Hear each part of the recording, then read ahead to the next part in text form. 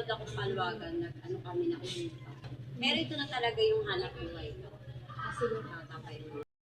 Number 2, ilang taon na ang inyong negosyo dito sa bagong bahay? Ito, kami palang pinakasimula pa lang nito. Pero tagal na akong hinahanap ko. Kaya lang po stock kasi wala ka kami buhay. Parang January 2. January 2, 2025. Paano naka-apekto ang pandemya o crisis sa inyong negosyo? Ang malaki, wala kami halos na yun. Wala kami benta. Mahirapan kami nilabas. Kailangan, nag-deliver.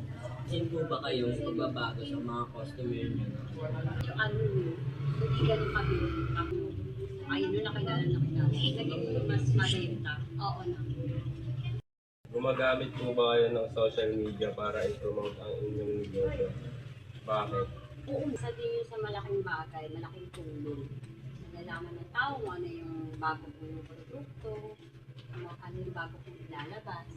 Masasabi ninyo, pinakamatinding tagumpay ninyo bilang negosyante? Kumpay, ano kasi na, dito namin lahat kinukuha, 4 ang pinag-aaral ko. Ano po ang pinakamayroon na kailangan ng inyong gawin? Madami dyan yung ang budget, ay gawain sa bahay, natin.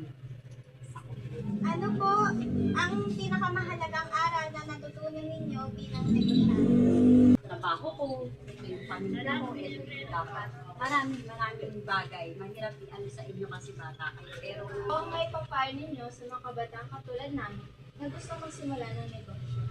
sa pagnegosyo, hindi ako nakapag-aral.